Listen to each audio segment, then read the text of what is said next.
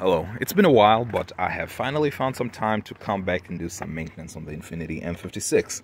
The intake manifold is off, my hands are dirty, and the engine bay looks like I have been driving through a sandstorm with the hood up. Let me explain how we got here. Some background. This engine is called a VK56VD. And to get a little technical, the nomenclature means VK is a series that Nissan has. It includes V6 engines and V8 engines and everything that came from that original VK engine, basically. The 56 represents 5.6 liters of displacement. The V stands for VVEL, variable valve event and lift, and that's going to become important towards the end. I'll discuss that. The D at the very end of VD is direct injection. Direct injection means that fuel is injected directly into the cylinder. I'll try not to get into too much detail. I get a little passionate about these things sometimes, but the conventional thing is that you would have injectors, fuel injectors, sitting on top of your intake manifold, and that is called port injection. So when the intake stroke happens and air is pulled into the cylinder, fuel is injected into that airstream, and having the presence of fuel in there has a cleaning effect on whatever the airstream comes into contact with. Nice and easy, right? That's been working for a long time. Direct injection has also been around for a while, but I'd say it's getting a little more popularity for its efficiency, emissions, power, torque, delivery, and all those things. And for all the benefits that we get from direct injection, the one big downfall is no cleaning effect, because instead of having injectors on the or outside near the intake manifold, these ones are here, injecting directly into the cylinder. Quite a name, direct injection. I can't explain it any other way other than injecting directly. And what happens is that in most vehicles, in most modern vehicles I've seen, you get some form of gunk. Something happens. We can debate how and why junk gets into the clean airstream that's been filtered, but it happens. And in vehicles like this, it's usually some sort of oil. And as I said, the whole discussion on oil and how it gets there, that's a topic for different... Oh, there you go. That's a good one. That's what it looks like. See, if you had port injection, you probably would not see that, because that fuel would usually clean it up. But then because of direct injection, that does not clean it up. And it looks like that, and I'm telling you, the best way to remove this is going to be physically attacking it. So you could try using napkins if you can, use some sort of chemical carb cleaner. I've seen people use, what do you say, things like BG, or is it BK? BG cleaner. You know, they have that coming into the intake manifold through the brake booster and try to send it in. There is varying level of success with that, but I think the best ways are to just come in and do all that. So now I can explain the brown stuff around here. You might have seen it inside here as well. This is what, well, this one's actually a little cleaner. Let's get the dirtier ones. There you go. Do you see how black that is? Yeah, that's what it looks like before cleaning. These ones have a little bit of cleaning going on. Not perfect, but something nevertheless. Okay, so people with Volkswagens, for example, Volkswagen has been using direct injection for a pretty long time, and they have developed kits that you use to do your cleaning. And I think with those cars, it's not so much of a debate, but I know I've seen those, the silent, or rather the silent minority who say that, you know, the cleaning doesn't really do anything. But that's, again, that's a different debate. This video is about M56 and how you could do it. Either way, they've got kits to do it. And I went to Harbor Freight and collected a bunch of stuff. The best way, what you're trying to do in this case is find an abrasive that is strong enough to knock out that black stuff, but not too hard that it can actually damage the metal. So that's where the walnut shell, it's ground walnut shells, and that's what it looks like. I bought this from Harbor Freight. And here you get, I bought this kit as well. They don't sell it as a kit, by the way. I just asked a guy. There happened to be a guy there that was knowledgeable enough when I told him I wanted to do blasting, and he hooked me up with all this. That comes with this. Then you get this gun over here. And then I also bought the hose. And I also bought the air compressor. I had never owned an air compressor, never really had a reason to, and this is what I got from them. It's pretty good. Oil-free sounds enticing, but there's nothing that's maintenance-free in this world, I'll tell you that. Then the pressures are pretty good. The volumetric flow is pretty good, 4.1 CFM. So it's a really nice unit. It's working well. And let me show you what it looks like. Let me do a short demo. I'm going to put my goggles on, and then I'm going to wear my mask. Should have done it in the opposite direction, the reverse order. Okay, might be a little hard to hear me for a while, but let me go for a dirty one like that. Let's go for that. See what it looks like, right? Okay. Then just blast. 1, 2, go.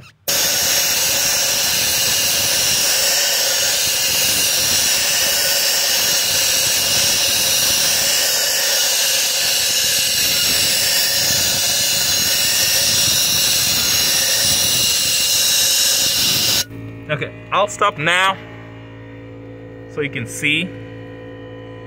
I don't know if you can tell. Let me clean this up.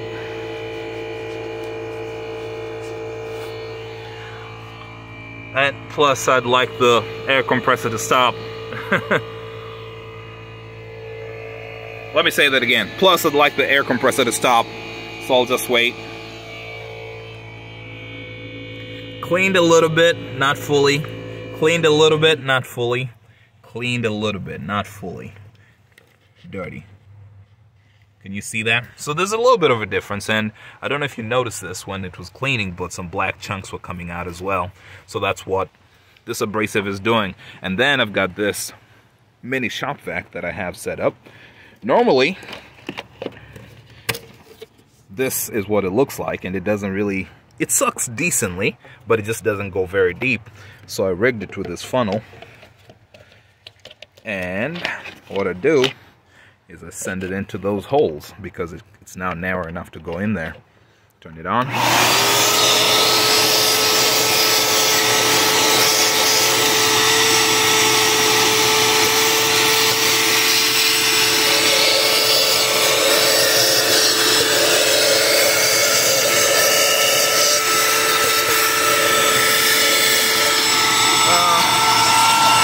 Well, that's basically it. Just kind of keep repeating it a few times and you'll get most of the stuff in there. And now, people who are mechanically apt are probably looking at this and freaking out because I've got all these holes open. That's where VVL comes in. That's where the discussion on VVL comes in. So normally, whenever you do any work that requires you to expose your intake ports, it would be best to protect your ports as best as possible so that things don't fall in there and go into the cylinders. Well, what you usually do, you can use paper towels, put them in the ports that you're not working on. You could put tape, masking tape if you want to, duct tape if you have to. And then on that one cylinder that you're working on, just come here and turn the crank until you see that intake valve rising all the way to the top. And then when it rises to the top, it's closed. Then you can come and do whatever cleaning you want to do there, okay? And then on that, then you move the napkin to that one or plug that up and go on to the other one and keep moving. Normally you would, but then VVL is magical. Whenever the engine is not running, all the valves are closed. Did you notice that? Did you notice that all the valves are closed? All of them, right? So I said, well, I'm not going to really freak out too much. Let me just go ahead and do it this way. Plus, there's advantage in that I can look at each cylinder to compare, or each port to compare how they look like. And I also found cleanup to be a lot easier than trying to just do it any other way. So yeah, as a bonus, VVL is a savior. That's a point about it. And as a segue to that, I wanted to say, would I do this again? I'm not sure. I'm honestly not sure to do it because, for one, the car was running fine for the most part. I've driven enough 5.6 engines to kind of test the difference between. I think the oldest I drove one with like 230,000 miles. Actually, drove it. I've driven one with like 8,000 miles. So tell the difference in between. One part of me says, well, let's back it up a little bit. One part of me says I need to come back here and clean these up, right? It's not perfect. It's better than that. This is better than that, or it's better than it was, but it's not perfect. So I need to come back and pick at it with like wooden dowels or something like that. But then I'm telling myself, why bother with perfection? The vehicle was running just fine before you having to, do all this, but this is already better than that, so it can be bad, right? So why bother? Okay, so skip that. Now we're going to go to the, I'll think about it, by the way. I've got so much time to figure this out. I'll see. We'll talk about it later. The other side now, the bigger conversation is, would I do this? I'm only doing this right now because I was forced to. I was forced by the fact that I had already removed the intake manifold to replace the starter. The starter is located here. And that's a common problem for all these VK engines with the starter right there. That they do go out. So being that it went out, I said I'm going to take advantage of that. And even then, that's a common problem, but I was kind of making do with it. I only came to do that because my radiator had gone out. And that's what forced my hand. So I'm doing my walnut blasting because my radiator went out. It's pretty funny, think about it. I'm not sure. I'm not saying never. Ideally, it's something I'd want to do whenever I tear my vehicles down for the 200,000 mile checkup. But being that I own other vehicles, like the QX80, other vehicles that have the same engine that might suffer the same problem in the future, maybe, it's something I'll consider. The Q70 has the same engine as well. It's something I might consider. But now, let me go back to explain this. So, one of the main issues people do the carbon cleaning, because I guess maybe we should have talked about why do we do the walnut blasting in the first place? Because they're not being cleaned. But as a deeper conversation, do they really need to be cleaned? Here's my explanation, and here's my counter argument to that, is that right now you can see that all those cylinders are holding that walnut blasting. You can't really prove that they're all up, but just take my word for it that VVL is keeping all the valves up. Before buying the walnut blasting kit, I had tried to use carb cleaner and also WD-40. I tried both, WD-40 to loosen and carb cleaner to, I guess, just clean it out, completely. So I sprayed all that stuff in different cylinders on this side and then just watched. And I made note as to what the level of the cleaner was and came back later.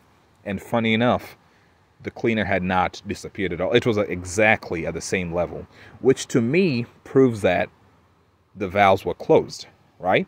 So if we're doing this because we are worried that the valves are not closing properly as a result of this gunk, right?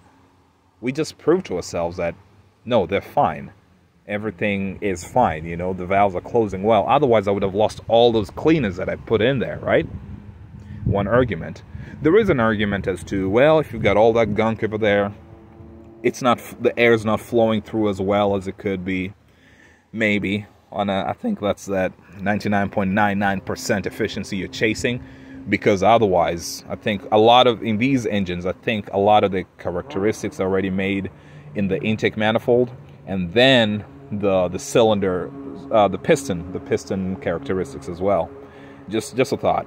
I don't want to get into too deep a debate over here, but I just wanted to share my process and what it's looking like so far. It's a messy process. If you don't have to do it, don't do it. I'm here to encourage you either way you go. If you wanted to do it, yay, you can do it. If you decided not to do it for reasons, yay, you cannot do it, That's all I have for us so far. I'd like to try to beat the darkness. So back to work I go.